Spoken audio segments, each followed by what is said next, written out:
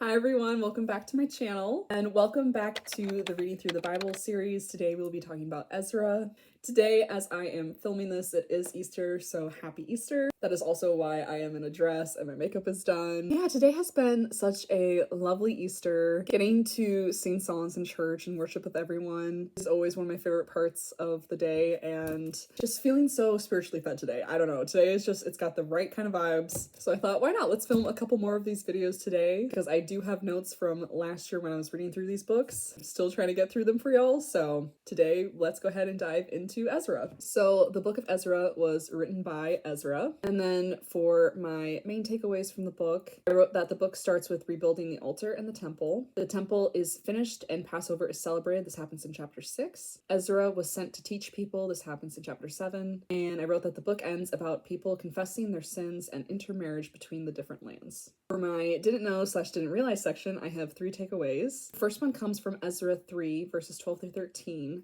I wrote that when people yelled / wept aloud for the temple being rebuilt, people shouted for joy so that other people could not tell the difference between people weeping or shouting for joy over the temple being rebuilt. Yeah, just rereading that section of Ezra, and that verse does end with, for the people shouted with a great shout and the sound was heard far away, which is really cool to hear about. I think the note that I was trying to take away with this was just highlighting the importance of people making sure that people who were around in the surrounding areas were still hearing like the good noises over this temple being rebuilt. My second takeaway from this book comes from Ezra chapter 5 verses 3 through 5. I wrote that people questioned who gave them permission to rebuild the temple, and then continued questioning by asking the names of the people who were building it.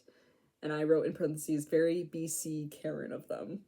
That is such a funny note for me to write down. I'm going to reread this section real quick. Yeah, I think when I read this section originally, I was just reading these back-to-back questions and I was like, who are y'all to be questioning what is happening right now? And I don't think that was like what was meant to be taken away from this section necessarily, but I think it's very humorous that that's what I took away from this section. And then my last thing that I wrote down for this section was that Ezra was a scribe who was skilled in the law of Moses. This comes from Ezra 7 verse 6. And then finally for my favorite verse, it comes from Ezra 3 verse 11. And it says, "And they sang responsively, praising and giving thanks to the Lord.